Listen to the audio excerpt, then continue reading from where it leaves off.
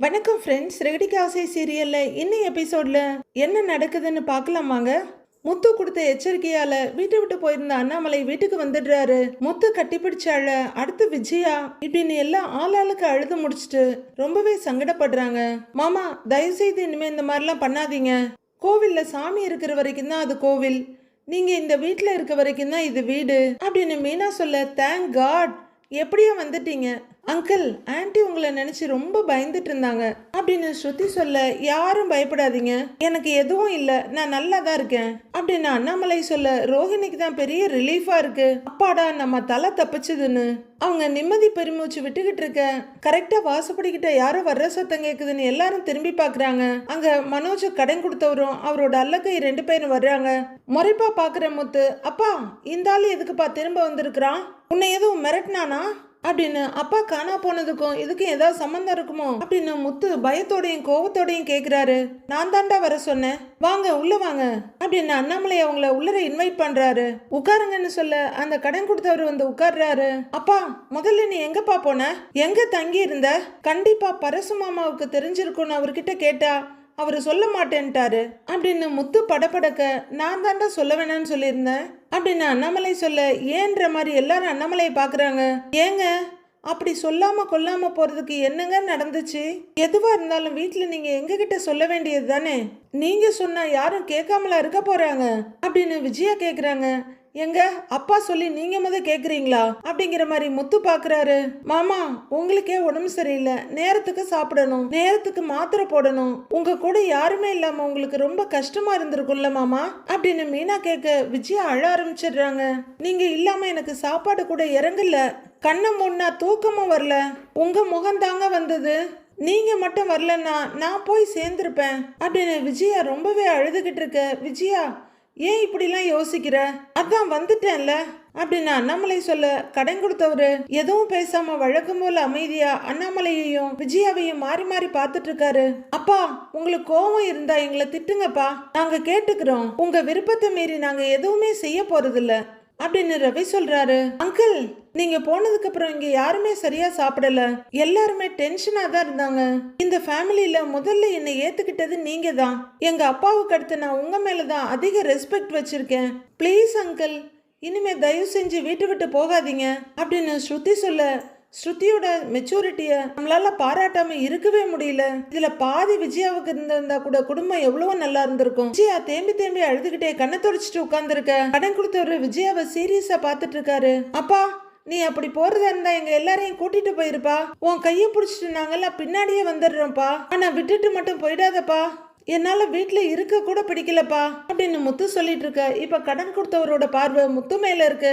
அவ்வளவு நேரமா அமைதியா இருந்த மனோஜ், அப்பா நீங்க வந்ததுல சந்தோஷம்ப்பா, ஆனா சார் எப்படிங்க அப்படின்னு மனோஜ் கேக்குறாரு. அப்பா, உண்மையை சொல்லுப்பா, இந்த ஆள் தான் பணம் கொடுக்கல, நான் வீட்டுல ஆளை தூக்கிடுவேன்னு சொன்னாரு, இந்த ஆள் தான் உன்னை கடத்திட்டு போனாரா அப்படின்னு முத்து கோவமா கேட்க, நான் ஒன்னு அவரை கடத்தல, அவர் தான் என்ன தேடி வந்தாரு அப்படின்னு கடன் கொடுத்தவர் சொல்ல, எல்லாரும் அதிர்ச்சியா பாக்குறாங்க. அவரை கடன் கொடுத்தவர் அவரோட ஆபீஸ்ல உட்கார்ந்துருக்க. சார், இந்த அமௌண்ட் வரணும் அப்படின்னு ஒரு அல்லகை அவர்கிட்ட சொல்லிட்டு இருக்காரு. அப்போ அண்ணாமலையும் பரசும் அங்க வர்றாங்க. அண்ணாமலை, நான் சாரை பார்க்கணும்னு சொல்ல, வாங்க அப்படின்னு சொல்லிட்டு அவர் உள்ளர வந்து, சார் உங்களை பார்க்க வந்திருக்காங்கன்னு கடன் கொடுத்தவர்கிட்ட சொல்றாரு, வர சொல்லுங்கன்னு சொல்ல அண்ணாமலை உள்ளர வர்றாரு. பரசுவும் கூட இருக்காரு. வாங்க, மனோஜ் அப்பா தானே நீங்க அப்படின்னு கடன் கொடுத்தவர் கேட்க, ஆமாங்கன்றாரு அண்ணாமலை. உட்காருங்க அப்படின்னு சொல்லிட்டு பக்கத்துல நிக்கிற அசிஸ்டண்ட்டை பார்க்க அவரு படார்னு லேப்டாப்பை மூடி எடுத்துட்டு அங்கிருந்து கிளம்பிடுறாரு. அண்ணாமலையை உட்காருப்பான்னு சொல்லிட்டு பரசு இன்னொரு சேர்ல உட்கார்றாரு. என்ன விஷயம் சொல்லுங்க அப்படின்னு கடன் கொடுத்தவர் கேட்க, அண்ணாமலை ஒரு பைய எடுத்து அதுல இருந்து பணத்தை எடுத்து டேபிள் மேல வைக்கிறாரு. இதுல 3 லட்சம் ரூபாய் பணம் இருக்குன்னு அண்ணாமலை சொல்ல, மனோஜ் கொடுத்து விட்டாரா அப்படின்னு கேக்குறாரு கடன் கொடுத்தவரு. இல்லங்க சார், இது இவர் பையன் கொடுத்த காசு இல்ல, இவரு உழைப்புல சேர்த்தது, இது இவரோட அம்மா இவருக்காக ஆசையா கொடுத்தது அப்படின்னு பரிசு சொல்றாரு. நான் சேர்த்து வச்ச பென்ஷன் பணம் இது, எங்க அம்மா எனக்காக எழுதி வச்ச சொத்தை அடமான வச்சுதான் இந்த பணத்தை கொண்டு வந்திருக்கேன், மீதி பணத்தை மனோஜ் மாசம் மாசம் கட்டிடுவான், இப்போதைக்கு இவ்வளவுதான் நான் பணத்தை புரட்ட முடிஞ்சது அப்படின்னு சொல்லிட்டு அண்ணாமலை பரிதாபமா உட்கார்ந்து இருக்காரு. நான் தான் டைம் கொடுத்திருக்கேனே, நீங்க பொறுமையாவே அப்படின்னு கடன் கொடுத்தவர் சொல்ல, இல்லங்க சார் இருக்கட்டும், நாங்க பணத்தை கொடுத்துருவோங்கிற நம்பிக்கை உங்களுக்கு வரணும் இல்லையா என் பையன் மாசம் மாசம் பணத்தை கட்டிடுவான். அப்படி அவன் கட்டலைன்னா எனக்கு ஃபோன் பண்ணுங்க, நான் எப்படியாவது கட்டிடுவேன். நீங்க சொன்ன மாதிரி பணம் கட்ட லேட் ஆச்சுன்னா எங்க குடும்பத்துல யாரையும் தூக்கிடாதீங்க. அவங்களுக்கு யாருக்கும் எந்த கஷ்டமும் வந்துடக்கூடாது.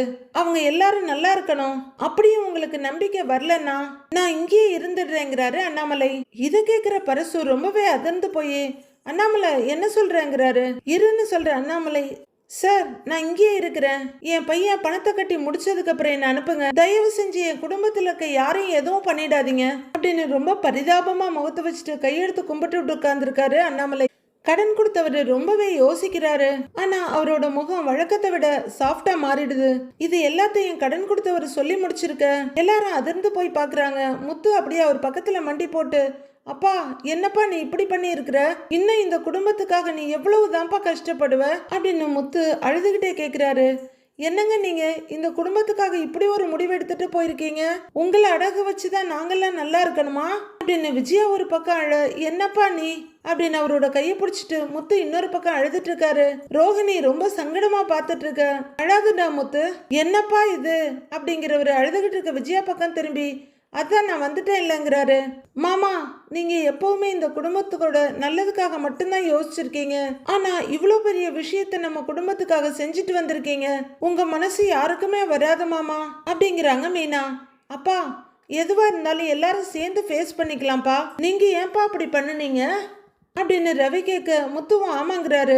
நான் எத்தனையோ பேருக்கு படிப்புக்கும் கல்யாணத்துக்காகவும் கடன் கொடுத்துருக்கேன். அப்பாவால கட்ட முடியலன்னா அவங்க பசங்க தான் அந்த கடன் அடைப்பாங்க. ஏன் சில பேர் எனக்கும் அதுக்கும் சம்பந்தமே இல்லைன்னு கூட சொல்லிடுவாங்க அப்படின்னு கடன் கொடுத்தவர் சொல்ல எல்லாரும் அவரையே பார்த்துட்டு இருக்காங்க. இது வரைக்கும் அப்பா வாங்கின கடனை பசங்க அடைச்சுதான் நான் பார்த்துருக்கேன். ஆனா முதல் தடவை பையன் வாங்கின கடனை அடைக்க ஒரு அப்பா படுற கஷ்டத்தை நான் இன்னைக்கு தான் பாக்குறேன் அப்படின்னு கடன் கொடுத்தவர் சொல்ல எல்லாரும் அவரை நெகிழ்ச்சியோட பாக்குறாங்க. எல்லாத்துக்கும் காரணம் நீதான் மனோஜ், நீ பண்ற உருப்படாத வேலை தான் காரணங்கிற மாதிரி ரோஹிணியும் மனோஜ் பாக்குறாங்க. மனோஜும் ரோஹிணியை பாக்குறாரு. விஜயா அவங்க ரெண்டு பேரையும் மாறி மாறி முறைக்கிறாங்க. அவரோட சொத்தை அடமானம் வச்சு கடனை கொடுத்து என்னோட குடும்பத்தை எதுவும் பண்ணிடாதீங்க, என்னை என்ன வேணாலும் பண்ணுங்கன்னு சொல்லும் போது என் மனசு எனக்கு புரிஞ்சிருச்சு அப்படின்னு கடன் கொடுத்தவர் சொல்ல முத்துவும் விஜயாவும் அப்படியே கண்ணீரோட அண்ணாமலையை பாக்குறாங்க. ஒரு நிமிஷம் இப்படி ஒரு அப்பா இல்லையேன்னு எனக்கு தோணுச்சு அப்படின்னு கடன் கொடுத்தவர் சொல்ல, கேட்டுக்கடா அறிவுகிட்ட ஜென்மமேன்னு மகனை பாக்குறாங்க விஜயா. எனக்கும் கொஞ்சம் மனசாட்சி இருக்குங்க சார் அப்படிங்கிற கடன் கொடுத்தவரு அப்படின்னு பின்னாடி கையை நீட்டுறாரு. அவர் உடனே டாக்குமெண்ட் பேப்பர் எடுத்து நீட்டுறாரு. இது அன்னைக்கு உங்க அப்பா சைன் போட்டு கொடுத்த பத்திரம் அப்படின்னு மனோஜை பார்த்து சொல்லிக்கிட்டே அந்த கடன்காரர் பத்திரத்தை கிழிச்சு போடுறாரு. என்ன ரோஹிணி இது, இந்த ஆள் திடீர்னு இப்படி பண்றான் அப்படிங்கிற மாதிரி மனோஜ் ரோஹிணியை பார்க்க மத்த எல்லாருமே திகைப்பும் அதிர்ச்சியுமா அதையே பார்த்துட்டு இருக்காங்க. இனிமே இந்த பணத்துக்கும் உங்க அப்பாவுக்கும் எந்த பொறுப்பும் இல்ல அப்படின்னு கடன் கொடுத்தவர் சொல்ல எல்லாருமே அப்பாடான்னு பாக்குறாங்க. இப்படி ஒரு நல்ல மனுஷனுக்காக நான் இன்னொரு முடிவுக்கு வந்திருக்கேன். மனோஜ் நீங்க வாங்கின பணத்துக்கு எனக்கு வட்டி கட்ட வேண்டாம் அப்படின்னு அவர் சொல்ல மனோஜ் ரொம்பவே சந்தோஷமா பாக்குறாரு. பணத்தையும் கொடுக்க வேணாம்னு சொன்னா ரொம்ப நல்லா இருக்குமேன்னு இருக்கு அவரோட மனசுக்கு. வீட்டுல எல்லாருமே கொஞ்சம் சந்தோஷமா பாக்குறாங்க. விஜயா ரொம்பவே ஆச்சரியமா ஆன்னு பாக்குறாங்க. அசலை மட்டும் மாசம் மாசம் 1 லட்சம் ரூபாய் கொடுத்துருங்க அப்படின்னு கடன் கொடுத்தவர் சொல்ல, என்ன மொத்தமா தள்ளுபடி பண்ணிடுவீங்கன்னு பார்த்தா அசல மாசம் மாசம் கொடுக்க சொல்றீங்க, அதுவும் 1 லட்சம் ரூபாய் அப்படிங்கிற மாதிரி மனோஜ் ரோஹிணியும் அதிர்ச்சியோட பாக்குறாங்க. கடன்காரர் மறுபடியும் அப்படின்னு பின்னாடி கைய நீட்ட வேறொரு பத்திரத்தை கொடுக்குறாங்க. அவங்க மனோஜ் அதை கரெக்டா கட்டிடுவேன்னு நீங்களும் உங்க ஒய்ஃபும் இதுல சைன் பண்ணி கொடுங்க, அது போதும் எனக்குங்கிறாரு கடன்காரரு.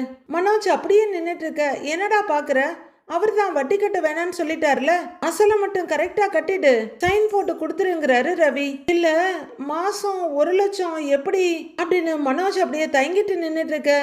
விஜயா ஐயோ மறுபடியும் எதுவும் புது பிரச்சனை வந்துருமோன்னு பயத்தோட பாக்குறாங்க.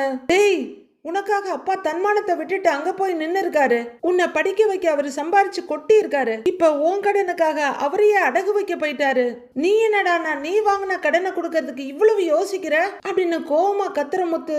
சார் நீங்க அதை கொடுங்க சார் அப்படின்னு அந்த பத்திரத்தை வாங்கி, டேய் இந்தடா கையில புடிடா, கையெழுத்து போடுறா கையெழுத்த அப்படின்ற மாதிரி முத்து அவர் கையில வைக்க மனோஜ் இன்னமும் யோசனையா ரோஹிணிய பாக்குறாரு. டேய் அவளை என்னடா பாக்குற, அவ என்ன அவங்க அப்பா வீட்டுல இருந்து எடுத்துட்டு வந்து கொடுக்க போறாளா, அவளாலதான் உனக்கு இவ்வளவு பிரச்சனை எல்லாம், நீ சம்பாதிச்சு நீ தான் உன் கடனை அடைக்கணும், கையெழுத்த போடு அப்படின்னு விஜயா பயங்கரமா மிரட்ட மனோஜ் ரொம்பவே அதிர்ச்சியா பாக்குறாரு. இந்த பணத்தை கொடுத்துதான் ஆகணுமா, தப்பிக்கிறதுக்கு வேற வழியே இல்லையா அப்படின்னு தயங்கிக்கிட்டே போய் கையெழுத்து போடுறாரு. மனோஜ் கையெழுத்து போட்டு அதை ரோஹிணி கிட்ட கொடுக்க அவங்க ரொம்ப விவரமா இந்தாங்கன்னு பைனான்சியர் கிட்ட நீட்டுறாங்க. நீங்களும் கையெழுத்து போடுங்க அப்படின்னு அவர் சொல்ல கொஞ்சம் யோசிக்கிற ரோஹிணி மனோஜ் ஒரு முறை முறைச்சிட்டு உனக்காக நான் இன்னும் என்னென்னலாம் பண்ணி தொலைக்க வேண்டி இருக்கோ தெரியலன்ற மாதிரி கையெழுத்து போடுறாங்க. இப்ப ரோஹிணி கையெழுத்து போட்ட பத்திரத்தை மனோஜ் கிட்ட கொடுக்க மனோஜ் அதை வாங்கி பைனான்சியர் பக்கம் திரும்ப அவரே வந்து வாங்கிக்கிறாரு. கையெழுத்தெல்லாம் செக் பண்ணிட்டு கொடுத்துருவீங்கன்னு நம்புறேன் அப்படின்னு அவரோட அசிஸ்டன்ட் கிட்ட கொடுத்துட்டு உங்க அப்பா நியாயமான ஆளா இருக்காரு, கொஞ்சமாவது அவர் மாதிரி நடந்துக்கோங்க அப்படிங்கிற பினான்சியர் அண்ணாமலை பக்கம் திரும்பி சார் நான் வரேங்க சார்னு கையெழுத்து கூப்பிடுறாரு. வாங்க சார் ரொம்ப நன்றி அப்படின்னு அண்ணாமலை சொல்ல ஒரேட்டு நடக்கிற பைனான்சியரோட கையை முத்து பிடிச்சிக்கிறாரு. சார் உண்மையிலேயே நீங்க ரொம்ப நல்ல மனுஷங்க சார் அப்படின்னு முத்து சொல்லிட்டு இருக்க என்ன நல்ல மனுஷன், பணம் தான் வேணும்னு சொல்லிட்டானல்ல அப்புறம் என்ன பாராட்ட வேண்டி கிடக்கு அப்படிங்கிற மாதிரி மனோஜும் ரோகிணியும் முத்துவும் மறைச்சிட்டு இருக்காங்க. அவரும் முத்துவை பார்த்து சின்னதா ஒரு ஸ்மைல் பண்ணிட்டு கிளம்பிடுறாரு. அவங்க போனதும் அப்பா ஏற்கனவே இந்த குடும்பத்தை நீ ரொம்ப தாங்கிட்டப்பா, இனிமே எந்த பிரச்சனையும் நீ உன் தோல்ல தூக்கி போட்டுக்காத, எங்களுக்காக நீ கஷ்டப்பட்ட வரைக்கும் போதும்பா அப்படிங்கிறாரு முத்து. ஆமாப்பா எங்களை நல்லபடியா வளர்த்துருக்கீங்க, படிப்பு கொடுத்துருக்கீங்க, திறமைய கொடுத்துருக்கீங்க, அது போதும்பா, எங்களுக்காக இனிமே நீங்க எதுவும் செய்ய வேணாம்ப்பா அப்படின்னு ரவியும் சொல்றாரு. மனோஜ் அப்படியே நின்று இருக்க பாரு, ஆள் ஆளுக்கு மாத்தி மாத்தி டைலாக் பேசிட்டு இருக்காங்க, நீங்க மரம் மாதிரி நின்னுட்டு இருக்க அப்படின்னு ரோஹிணி மனோஜை முறைச்சிட்டு இருக்காங்க. டேய் உங்களுக்கு ஒரு பிரச்சனைன்னு வரும்போது நான் வந்து நிக்காம இருக்க முடியுமாடா அப்படிங்கிறாரு அண்ணாமலை. அப்பா நீ ஏற்கனவே நிறைய பண்ணிட்டப்பா, தாங்கிட்டப்பா, இனிமே எங்களுக்கு என்ன பிரச்சனை வந்தாலும் அதை நாங்களே தீர்த்துக்கிறோம், அந்த தைரியத்தையும் நம்பிக்கையை நீ கொடுத்துருக்கல்லப்பா, அது போதும்பா அப்படின்னு முத்து சொல்லிட்டு இருக்க நமக்கு அந்த தைரியம் இருக்குடா, ஆனா அவன் தான் இந்த மாதிரி பிரச்சனையெல்லாம் அடிக்கடி வீட்டுக்கு இழுத்துட்டு வந்துடுறானே அப்படின்னு ரவி சொல்ல மனோஜ் வெறுப்பா முறைப்பா இவங்களை பார்த்துட்டு இருக்காரு. முத்து மனோஜ் கிட்ட பக்கத்துல வந்து நின்னு டேய் மனோஜ் எங்க 2 பேரை விட அப்பா உனக்காக தாண்டா நிறைய பண்ணியிருக்காரு, 10 படிப்புக்கு மேல படிக்க வச்சிருக்கிறாரு, நீ வச்சிருக்கிற கடை கூட இப்ப அவரோட இதுதான், இதுக்கு மேலலாம் அப்பாவால உனக்கு எதுவும் பண்ண முடியாது, உன் கடனை நீயே அடைச்சிக்கிறேன் அப்பா கிட்ட சொல்லுடா சொல்லுடா அப்படின்னு முத்து சொல்ல நானே என் கடனை எப்படியாவது அடைச்சிடுறேன்ப்பா, எனக்காக யாரும் எதுவும் பண்ண வேண்டாம் அப்படின்னு மனோஜ் சொல்ல அண்ணாமலை கிட்ட வர்ற முத்து அப்பா நீ சந்தோஷமா இருக்கணும்ப்பா, அதான் எங்களுக்கு வேணும், உங்க 2 பேருக்கு என்ன தேவையோ அதை நாங்க செய்யறோம், உங்களுக்கு என்ன வேணுமோ அதை நாங்க தர்றோம், நீங்க 2 பேரும் சந்தோஷமா எங்கேயாவது டூருக்கு கூட போயிட்டு வாங்க அப்படின்னு முத்து சொல்ல இது நல்ல ஐடியாவா இருக்கே, ஆக்சுவலா வருஷத்துக்கு 2-3 தடவை ட்ரிப் போயிட்டு வந்தா மைண்ட் பீஸ்ஃபுல்லா இருக்கும் அப்படின்னு ஸ்ருதி பாராட்டுறாங்க. மாமா உங்களை சுத்தி நாங்க இவ்வளோ பேர் இருக்கோம், நாங்க எல்லாருமே உங்களை பாத்துக்கிறோம், நீங்க எதுக்கும் கவலைப்பட வேண்டாம் அப்படின்னு மீனா சொல்லிட்டு இருக்க ரெண்டும் மாத்தி மாத்தி ஸ்கோர் பண்ணதுங்க, நம்ம தலையெழுத்து வாயை கூட திறக்க முடியல அப்படின்னு ரோஹிணி அவங்களை எரிச்சலா பாத்துட்டு இருக்காங்க. ஏங்க நீங்க எதுக்குங்க அங்க போய் உட்கார்ந்துக்கிறேன்னு சொன்னீங்க, ஒரு பிரச்சனை வந்தா அதை எப்படி சரி பண்ணணும்னு தானேங்க யோசிக்கணும், ஒரு தண்டவாள பாதை சரியில்லைன்னா வேற ஒரு தண்டவாள பாதையில ட்ரெயின் ஓட்டுறது இல்லையா, நீங்க ட்ரெயின் டிரைவர் தானே, உங்களுக்கு தெரியாதாங்க அப்படின்னு விஜயா சொல்ல மறுபடியும் குரல் உடைஞ்ச முத்து அப்பா நீ இல்லன்னா அம்மா என்ன ஆவாங்கன்னு நேத்து தான்ப்பா பார்த்தோம், வழக்கமா வர்ற இந்த கம்பீர குரல் கூட வரலப்பா அப்படின்னு முத்து சொல்ல விஜயா ரொம்பவே சங்கடமா தலைய குனிஞ்சுக்கிறாங்க. அண்ணாமலை மெதுவா திரும்பி ஒய்ஃபை பாக்குறாரு. பா இதுக்கு மேல நீங்க உங்க 2 பேரை பத்தி மட்டும் யோசிச்சா போதும்பா அப்படின்னு முத்து சொல்ல 2 பேரும் ஒருத்தர் பாத்துக்கிறாங்க. உங்க எல்லாருக்கும் ஒண்ணு சொல்லிக்கிறேன், இனிமே அவங்கவுங்க பிரச்சனையை அவங்கவுங்க பாத்துக்கணும், அப்பாவுக்கு எந்த டென்ஷனும் கொடுக்க கூடாது, அப்படி கொடுத்தா நான் டென்ஷன் ஆயிடுவேன், அப்புறம் நான் என்ன செய்வேன்னு எனக்கே தெரியாது அப்படின்னு மனோஜ் பார்த்து மிரட்டுறாரு முத்து. ஏங்க அதெல்லாம் எல்லாருக்கும் புரியும்னு நினைக்கிறேன் விடுங்க அப்படின்னு மீனாவும் குத்தலா சொல்லிட்டு மாமா நீங்க ரெடி ஆயிட்டு வாங்க டிஃபன் எடுத்து வைக்கிறேங்கிறாங்க மீனா. பஞ்சாயத்து கலைஞ்சி அவங்கவுங்க நகர மனோஜும் ரோஹிணியும் அப்படியே நிக்கிறாங்க. இப்ப எல்லார் பிரச்சனையும் தீர்ந்தது, நான் தான் கடங்காரனா நிக்கிறேன் அப்படின்னு எல்லாருமே இவர்கிட்ட வாங்கிக்கிட்டு ஒதுங்கிக்கிட்ட மாதிரியும் இவர் தான் கடனை தலையில தூக்கிட்டு நிக்கிற மாதிரியும் பேசுறாரு. மாசம் 1 லட்சம் ரூபாய் எப்படி கட்ட போறேன்னு எனக்கு தெரியல அப்படின்னு புலம்பிட்டு மனோஜ் அவரோட ரூம்குள்ள போக ரோஹிணி யோசனையோட அப்படியே நிக்கிறாங்க. அவ்வளவுதான், ஆபீஸ் போச்சு, அட்டகாசம் போச்சு, கோட்டு சூட் எல்லாம் போயே போச்சு. ரோஹிணி ஷோரூம்ல வந்து உட்கார்ந்துருக்க, மனோஜ் நார்மல் ஷர்ட் பேண்ட்ல வந்துட்டு இருக்காரு. ரோஹிணி பக்கத்துல பார்க் ஃப்ரண்ட் சந்தோஷம், இந்த பக்கம் புதுசா அப்பாயின்ட் பண்ண பிஏ ஜீவாவும் நின்னுட்டு இருக்காங்க. மனோஜ் வர்றத பாக்குற மொட்டை பாஸ் என்ன பாஸ் பாட்ஷா ஸ்டைல்ல கோட் சூட்டோட இருப்பீங்க, இப்போ என்ன கெட்டப் சேஞ்சான்னு கேக்குறாரு. ஏன் ப்ரோ நீங்க வேற அப்படின்னு மனோஜ் இந்த பக்கம் வர, ப்ரோவா பாஸ், அவங்க எம்ப்ளாயி பாஸ் அப்படிங்கிறாரு சந்தோஷ். நான் ஏற்கனவே ரொம்ப நொந்து போயிருக்கேன், நீங்க வேற குத்தி காட்டாதீங்க அப்படின்னு சொல்லிட்டு மனோஜ் அங்க இருந்து போறாரு. ஃபீல் பண்ணாதீங்க பாஸ், பிசினஸ்ல இந்த மாதிரி அப் அண்ட் டவுன்ஸ் எல்லாம் வரதான் செய்யும் அப்படின்னு அவங்க அசிஸ்டன்ட் ஜீவாவும் சொல்றாங்க. இப்ப டவுன் மட்டும்தானே கண்ணுக்கு தெரியுது அப்படின்னு சந்தோஷ் சொல்லிட்டு இருக்காரு. ரோஹிணி அவரை ஒரு முறை மறைச்சிட்டு, மனோஜ் அந்த பினான்சியர் வந்துட்டு போனதை நினைச்சுதானே நீ ஃபீல் பண்ணிட்டு இருக்கன்னு கேட்க, ஆமா ரோஹிணி, கண்ணை திறந்து மூடுறதுக்குள்ள நிறைய கடன்ல மாட்டிக்கிட்டோம், இப்ப வழக்கத்தை விட நிறைய சம்பாதிச்சாகணுங்கிறாரு மனோஜ். மனோஜ், இந்த ஒரு ஷோரூமை மட்டும் நம்பி இருந்தா ஒன்னும் பண்ண முடியாது. இந்த இன்கம் மட்டுமே கடன் அடைக்கவும் பத்தாது, பினான்சியருக்கு மட்டுமே மாசம் 1,00,000 ரூபாய் கட்டணும் அப்படின்னு ரோஹிணி சொல்ல, கண்டிப்பா நாம வேற ஒரு பிசினஸ் பண்ணியே ஆகணும் அப்படிங்கிற மனோஜ். ஏதாச்சும் ஐடியா இருந்தா சொல்லுங்களேன் அப்படின்னு ஜீவாவையும் பார்க் ஃப்ரெண்டையும் பார்த்து கேட்கிறாரு. அப்படின்னு சந்தோஷ் இந்த பக்கம் வர, பாஸ் ஷேர் மார்க்கெட் ட்ரை பண்ணலாமான்னு ஜீவா கேக்குறாங்க. ஏன், நான் மொத்தமா காலி ஆகிறதுக்கா? அதெல்லாம் லாங் டைம் ப்ராசஸ், உடனே எல்லாம் ப்ராஃபிட் பார்க்க முடியாதுங்கிறாரு மனோஜ். அடுத்து ஒரு செகண்ட் யோசிக்கிற ஜீவா, அடுத்து புட்டிக் ஷாப் மாதிரி ஏதாவது ட்ரை பண்ணலாமா அப்படின்னு அவங்க கேட்க, ட்ரெஸ் கடையா? இதை ரன் பண்ணவே காசு இல்ல, இன்னொன்னு எங்க ஸ்டார்ட் பண்றதுன்னு கேக்குறாரு மனோஜ். நாம இருக்கிற சிச்சுவேஷனுக்கு இன்வெஸ்ட்மெண்ட்டே பண்ணாம ஒரு பிசினஸ் ஸ்டார்ட் பண்ணணும், ஸ்டார்ட் பண்ணா உடனே காசு கொட்டணும் அப்படின்னு மனோஜ் சொல்லிட்டு இருக்க ஹஸ்கி வாய்ஸ்ல, அதுக்கு நீ பிச்சை தான் எடுக்கணுங்கிறாரு சந்தோஷ். உடனே மனோஜ் சரியா காதுல கேட்டும் கேட்காம, என்னது அப்படிங்கிறாரு. இல்ல ப்ரோ, பணத்தை வட்டிக்கு விடலாம்ல, நல்ல லாபம், செம்ம பிசினஸ்னு அவருக்கு தெரிஞ்சதை சொல்றாரு மொட்டை பாஸ். அட ஏன் ப்ரோ நீங்க வேற, வட்டிக்கு வாங்கினவன் ஓடி போனானா அவன் பின்னாடி நாம ஓடி போக வேண்டி இருக்கும், அதெல்லாம் நமக்கு சரிப்பட்டு வராது அப்படிங்கிறாரு மனோஜ். வட்டிக்கு விடணும்னா அதுக்கு முதல்ல நம்ம கிட்ட காசு இருக்கணும்ல அப்படிங்கிறாங்க ரோஹிணி. அது வரைக்கும் யோசிச்சுட்டு இருந்த ஜீவா, பாஸ் இப்பெல்லாம் யாரும் வீட்டுல சமைக்கிறதே இல்ல, எல்லாருமே ஹோட்டல்ல தான் சாப்பிடுறாங்க, பேசாம நாம ஹோட்டல் ஸ்டார்ட் பண்ண என்ன அப்படின்னு ஜீவா கேட்க, ஆல்ரெடி எங்க ஃபேமிலியில ஒருத்தங்க ஹோட்டல் பிசினஸும் பண்ணிட்டு இருக்காங்க, இப்ப நாங்களும் அதையே பண்ணா அவங்களுக்கு போட்டியா பண்ற மாதிரி ஆயிடும், அதுவும் இல்லாம அதுக்கு நிறைய இன்வெஸ்ட்மெண்ட் வேணும், நினைச்ச உடனே எல்லாம் அதை ஸ்டார்ட் பண்ண முடியாது ஜீவா அப்படின்னு ரோஹிணி சொல்ல, ஆமா ரோஹிணி சொல்றதும் கரெக்ட் தானே, ஆல்ரெடி வீட்ல 2 பேர் அந்த பிசினஸ் பண்ணிட்டு இருக்காங்க, நாம இதுக்கு 3வதாங்கிறாரு மனோஜ். ரோஹிணி ஆமான்னு சொல்லிட்டு இருக்க, புடிச்சிட்டேன் ப்ரோ, ஒரு சூப்பர் பிசினஸ் புடிச்சிட்டேன் அப்படின்னு சந்தோஷ் சொல்ல, முதல்ல சொல்லுங்க அது சூப்பரா இல்லையான்னு நான் சொல்றேங்கிறாரு மனோஜ். ஒரு மேட்ரிமோனி சென்டர் ஆரம்பிச்சா எப்படி இருக்கும், உனக்கும் தான் நல்ல வாய் பேச வரும், நிறைய படிச்சிருக்கேன்னு நீயே வேற அடிக்கடி சொல்லுவ, சிஸ்டருக்கும் பார்லர் நடத்தின எக்ஸ்பீரியன்ஸ் இருக்கே, சோ 2 பேரும் சேர்ந்து ஒரு காம்போ ஆஃபர் மாதிரி கொடுக்கலாமே அப்படின்னு சந்தோஷ் சொல்ல, 2 பேரும் யோசிச்சுட்டு ஒருத்தர் பாத்துக்கிறாங்க. மேட்ரிமோனியா அப்படின்னு மனோஜ் யோசனையா கேட்க,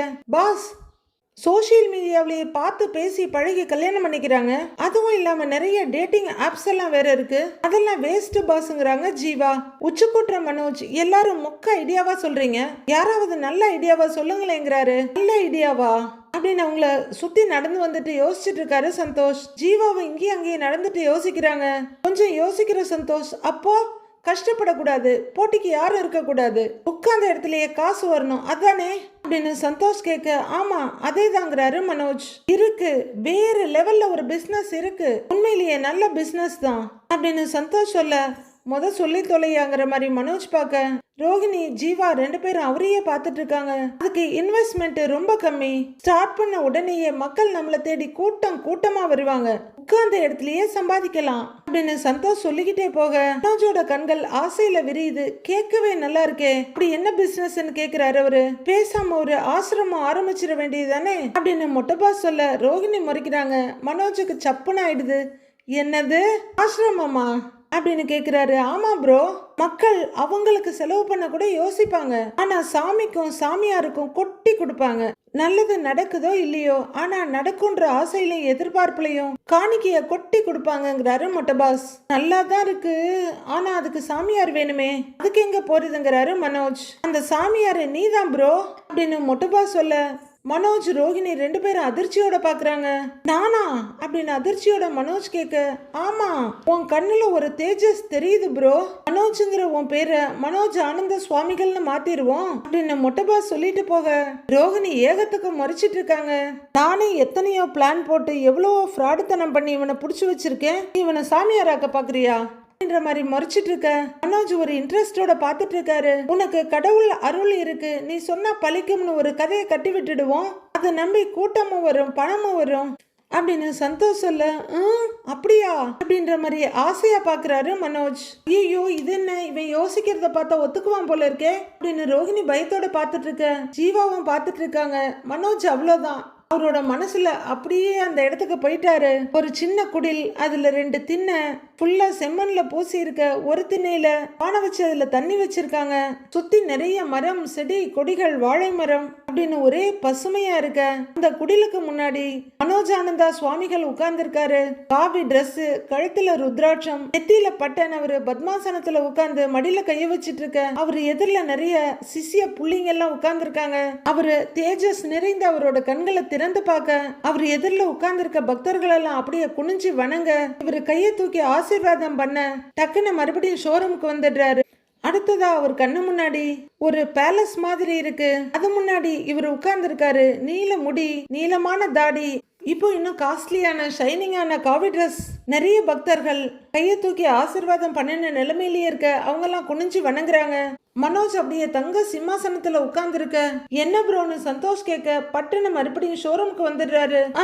இந்த ஐடியாவை நினைச்சாலே சூப்பரா இருக்கு, நான் திடீர்னு எப்படி சாமியார் ஆகுறது அப்படின்னு கேட்டுக்கிட்டே மனோஜ் அப்படியே சந்தோஷோட தோல்ல கையை போட்டுட்டே நடக்கிறாரு. சாமியார்லாம் திடீர்னு தான் உதயம் ஆவாங்க. அதெல்லாம் பிளான் பண்ணிலாம் வர வைக்க முடியாது.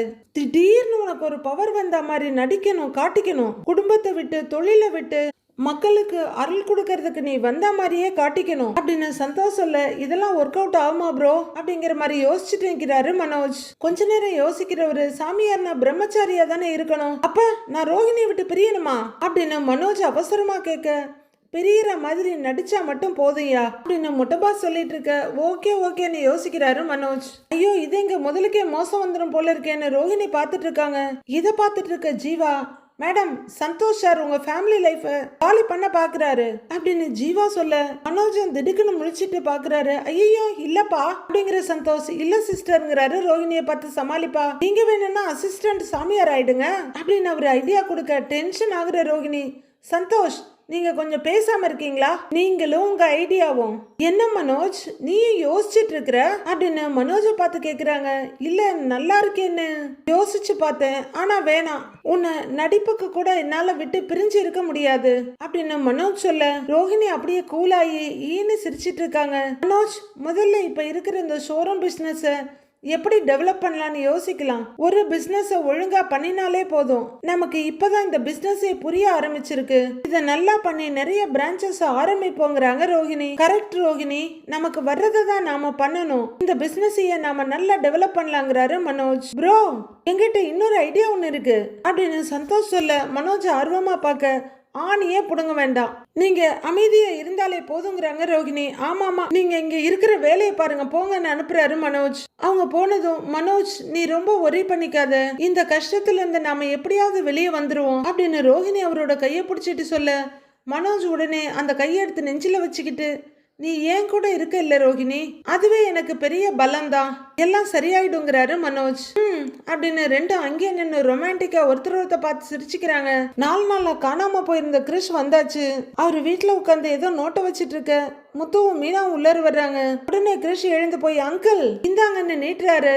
என்னடா இதுன்னு கேட்க, இது ஸ்கூல்ல கொடுத்தாங்கிறாரு கிறிஷ். முத்து அதை பார்த்துட்டு நிமிர, மீனா பர்ஸ வச்சுட்டு கையை தொடச்சிட்டு வர்றாங்க.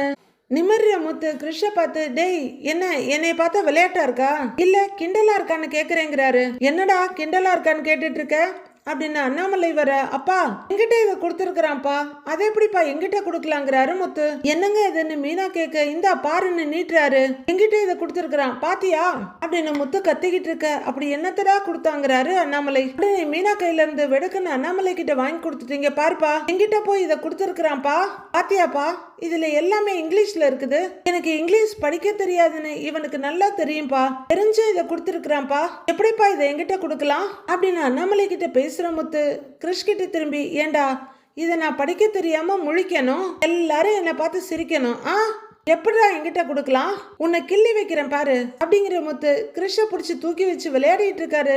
கிச்சு கிச்சு மூட்டிட்டு இருக்காரு.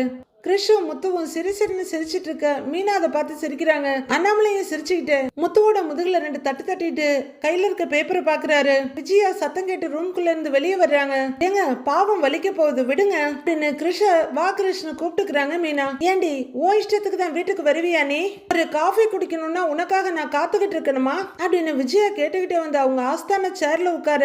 ஏமா அவ என்ன காஃபி பொடி அவ கையிலேயே எடுத்துக்கிட்டு அலையறா? கிச்சன்ல தானே இருக்கு, உங்களுக்கு வேணும்னா போட்டு குடிக்க வேண்டியதானேங்கிறாரு முத்து. விஜயா முகத்தை திருப்பிக்க அது ஒண்ணும் இல்ல முத்து, மீனா போடுற காஃபி நல்லா இருக்கும், ஆன்டி போடுற காஃபி அவங்களாலேயே குடிக்க முடியாது அதானே ஆன்டிங்கிறாங்க ஸ்ருதி. சிரிக்கிற முத்து அதென்னமோ உண்மைதான் அப்படின்னு சொல்லிட்டு இருக்க. கையில என்னப்பா ஏதோ படிச்சுட்டு இருக்கீங்கன்னு கேக்குறாரு ரவி. கிறிஸ் ஸ்கூல்ல டூர் கூட்டிட்டு போறாங்களாம், 2700 ரூபாய் பணம் கட்ட சொல்லி எழுதி இருக்காங்க அப்படின்னு நம்மளை சொல்ல. ஏற்கனவே தண்ட சோறு போட்டுட்டு இருக்கீங்க, 2500 ரூபாய் கொடுத்து இவனை டூருக்கு வேற அனுப்பணுமா அப்படின்னு விஜயா சொல்ல. திருட்டு கிறிஷோட முகம் அப்படியே சுண்டி போயிருது. கிறிஷ் எவ்வளவு விவரமா கொண்டு வந்து முத்து கையில கொடுத்துருக்கான்றது கூட தெரியாம. ஏமா உங்க வாயில நல்ல வார்த்தையே வராதா? சின்ன பையில போய் இப்படி சொல்லிட்டு இருக்கீங்க, கஷ்டப்பட மாட்டாங்க அப்படிங்கிற முத்து புடிடான்னு பேப்பரை நீட்ட கிறிஷ் புடிச்சுக்கிறாரு. விஜயா ஏன் இப்படி பேசிட்டு இருக்கிற? அவங்க ஸ்கூல்ல எல்லாரும் டூர் போவாங்க, இவன் மட்டும் போகலன்னா இவனுக்கு கஷ்டமா இருக்காதா அப்படின்னு அண்ணாமலை கேக்குறாரு. ஆமாப்பா, அந்த ஒரு நாள் தான் ஃப்ரெண்ட்ஸ் கூட எல்லாம் சேர்ந்து ஜாலியா புது இடத்துக்கு போய் சுத்தி பார்க்க முடியும், இந்த எக்ஸ்பீரியன்ஸ் எல்லாம் இந்த வயசுல மிஸ் பண்ண கூடாதுப்பாங்கிறாரு ரவி. அதுக்கு நாம தான் இந்த தண்டத்துக்கு அழுவணுமா அப்படின்னு விஜயா வெடுக்குன்னு கேட்க கிறிஷ் அப்படியே அப்பாவியா பார்த்துட்டு நிக்கிறாரு. இப்படி யாரும் இல்லாத பசங்களுக்கு அவங்க விருப்பப்படுறத செஞ்சு கொடுக்கறதே பெரிய புண்ணியம்தான் அப்படின்னு அண்ணாமலை சொல்ல. படிக்க வைக்கிறது வேணா புண்ணியமா இருக்கலாம், டூருக்கு போறதுக்கெல்லாம் காசு கொடுக்கறதுக்கு என்ன புண்ணியமா இருக்கும்? சும்மா உங்க வசதிக்கு ஏத்த மாதிரி மாத்தி மாத்தி பேசிட்டு இருக்காதீங்க அப்படின்னு விஜயா சொல்ல. ஆன்டி ஸ்கூல் டூர் போறதெல்லாம் ஒரு நல்ல எக்ஸ்பீரியன்ஸ் தான் அப்படின்னு ஸ்ருதி சொல்ல. ஸ்கூலுக்கு போன மெமரிஸை விட டூருக்கு போன மெமரிஸ் தான் இது வரைக்கும் இருக்கு அப்படிங்கிறாரு ரவி. அதனால கிறிஷ் போயிட்டு வரட்டும், அனுப்பி வைக்கலாங்கிறாரு ரவி. அதுக்கு யாருடா பணம் கொடுக்கறது அப்படின்னு விஜயா கேட்க. 2500 தானே ஆன்டி, நான் கொடுக்குறேங்கிறாங்க ஸ்ருதி. இல்ல இல்ல நான் கொடுக்குறேன்றாரு ரவி. வேண்டாம் ரவி, நாங்களே கிறிஷுக்கு கட்டிக்கிறோங்கிறாங்க மீனா. ஆமாண்டா ரவி, 2500 ரூபா தானே, 2 நாள் சவாரி ஓட்டுனா வரப்போகுது, நான் கொடுத்துட்றேங்கிறாரு முத்து. ரோஹிணி அப்படியே எரும மாதிரி நின்னுட்டு இருக்க. ரோஹிணி நீ பாட்டுக்கு எதுவும் கொடுத்துட்றேன்னு சொல்லிடாதங்கிற மாதிரி மனோஜ் ரோஹிணியை பாக்குறாரு. முத்துவோட முதுகுல தட்டிட்டே முத்து என்கிட்ட இருக்கு நான் கொடுத்துக்கிறேங்கிறாரு அண்ணாமலை. அப்பா நீயே பென்ஷனை சேர்த்து வச்சிட்டு இருக்கிற, உனக்கு வச்சுக்கப்பா நாங்க கொடுத்துக்கிறோங்கிறாரு முத்து. அப்போ ஒண்ணு பண்ணலாம், 3 கப்பல்ஸ் இருக்கும், ஈக்குவலா ஷேர் பண்ணி கொடுத்துக்கலாம், போயிட்டு வரட்டுங்கிறாங்க ஸ்ருதி. ஓகே இது நல்லா இருக்கேன்ற மாதிரி ரோஹிணி பாத்துக்கிட்டு இருக்காங்க. அப்படி சொல்றியா? அப்போ ஒரு ஜோடிக்கு 800 ரூபாய் வரும் அப்படின்னு முத்து சொல்ல. ஏய் எல்லாரும் கொடுக்கணும்னு நீங்களே முடிவு பண்ணிக்காதீங்க, எனக்கு இப்ப இருக்க பிரச்சனைக்கு என்னால ஒரு பைசா கூட கொடுக்க முடியாதுங்கிறாரு மனோஜ். நானே கோட்டு சூட்டெல்லாம் கழட்டி வச்சுட்டு பழைய நிலைமைக்கு வந்துட்டேன் அப்படின்னு மனோஜ் சொல்ல. ஏண்டா நான் என்ன உங்ககிட்ட லட்சம் ரூபாயடா கேட்டேன், 800 ரூபாய் உன்னால கொடுக்க முடியாதடா அப்படின்னு முத்து கேட்க. இல்ல அதெல்லாம் கஷ்டங்கிறாரு மனோஜ். ஆல்ரெடி மாசம் 1 லட்சம் ரூபாய் கட்டணும், அதுவே எப்படி கட்டுறதுன்னு எனக்கு தெரியல அப்படின்னு மனோஜ் சொல்லிட்டு இருக்க. ரோஹிணி என்ன அமைதியா இருக்கு, ஆசைப்படுறான்ல அப்படின்னு மீனா ரோஹிணிக்கு அவன் உன் பையன் தாங்கிறத ஞாபகப்படுத்துறாங்க. உடனே சுயநினைவுக்கு வர்ற ரோஹிணி ஏதோ தாராள மனசோட அள்ளி கொடுக்குற மாதிரி, மனோஜ் எவ்வளவோ செலவு பண்றோம், ஒரு 800 ரூபாய் தானே அப்படின்னு சொல்ல. ஏதோ புரிஞ்சா சரிங்கிற மாதிரி மீனா வெடுக்குன்னு பார்வையை திருப்பிக்க. ஐயோ இது தொந்தரவு தாங்க முடியலையேன்னு பார்த்துட்டு இருக்காங்க ரோஹிணி. அடியே உன்னால என் பையன் கஷ்டப்பட்டதெல்லாம் பத்தாதா, அவனை கொடுக்க சொல்ற பணம் என்ன உங்க அப்பா வீட்டு மரத்துலயா காக்கிது அப்படின்னு விஜயா கத்த. பாத்தீங்களா மீனா எனக்கு எவ்வளவு பிரச்சனை இருக்குன்னு, இதுல நீங்க வேற அப்படின்ற மாதிரி ரோஹிணி பார்க்க.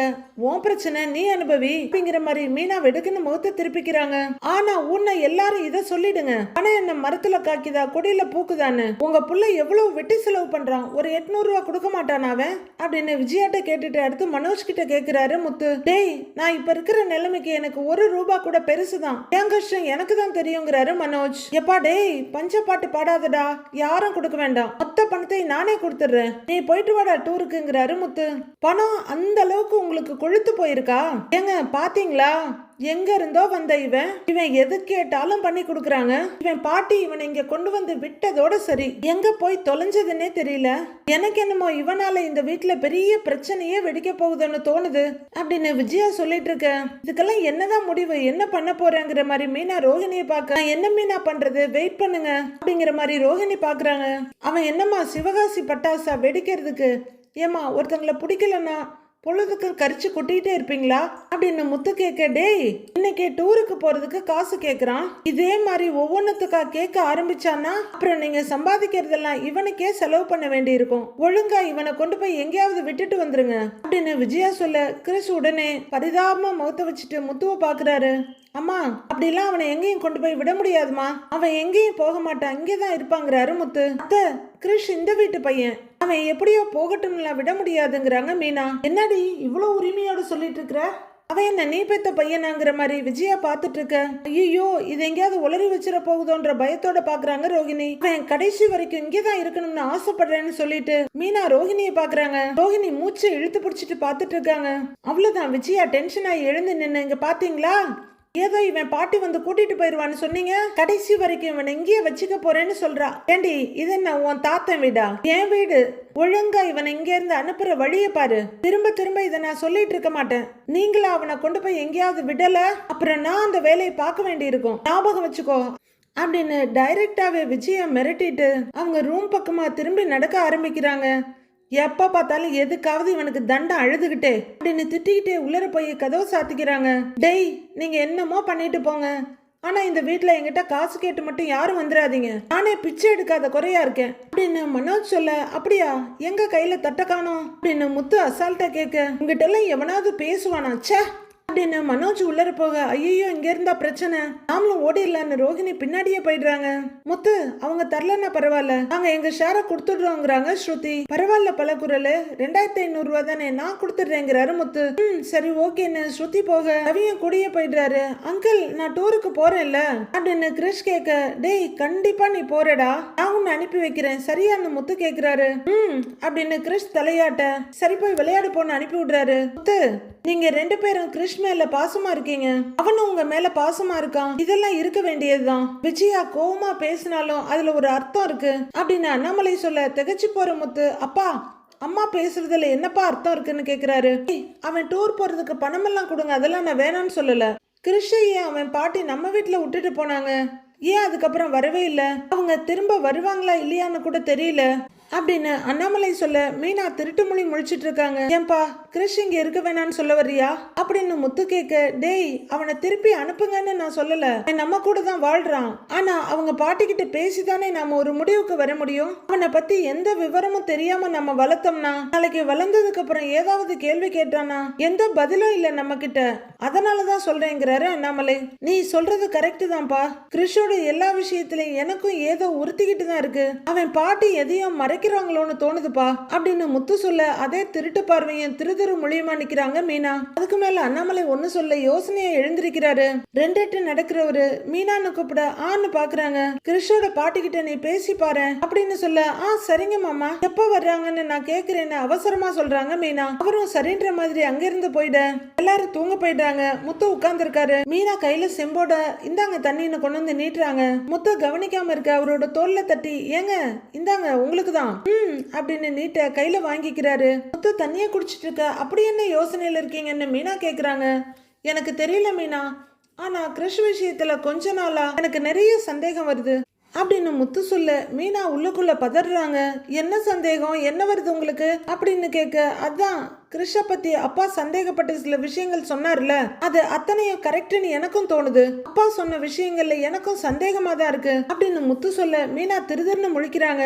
இப்ப கிறிஷோட அம்மா ஆக்சிடென்ட்ல இறந்துட்டாங்கன்னு சொன்னாங்க, கிறிஷுக்கும் தெரியும், ஆனா அவன் அம்மா இறந்த சோகம் அவன் முகத்துல தெரியவே இல்லை பாத்தியா அப்படின்னு முத்து முதல் சந்தேகத்தை எடுத்து வைக்க, ஐயோ மண்டையில இருக்க கொண்டைய மறந்துட்டோமோ அப்படிங்கிற மாதிரி மீனா பாக்குறாங்க. குழந்தைங்களுக்கு சில நேரம் அவங்க அம்மா ஞாபகம் வரும், அழுவாங்க, சாப்பிடாம அழுவாங்க, ஆனா கிறிஷ் அந்த மாதிரி எல்லாம் இல்ல பாரு, எப்பவும் போல ஜாலியா இருக்கிறான், எல்லார்கிட்டையும் சிரிச்சு பேசிட்டு இருக்கிறான், இது ஏதோ அவன் அம்மா கூடவே இருக்கிற மாதிரில அவன் நடந்துக்கிறான் அப்படின்னு முத்து சொல்ல மீனா திடுக்குன்னு பாக்குறாங்க. இப்ப ரோஹிணியை விட மீனா தான் படு டென்ஷன்ல இருக்காங்க. இதை எப்படி சமாளிக்கிறதுன்னு அவங்க யோசிக்க சீக்கிரமே ரோஹிணியை விட பெரிய தில்லாலங்கடியா மாறிடுவாங்க மீனான்னு தோணுது. அடுத்து என்ன நடக்க போகுதுங்கிறத மண்டே பார்க்கலாம் friends. Have a happy weekend. Thank you.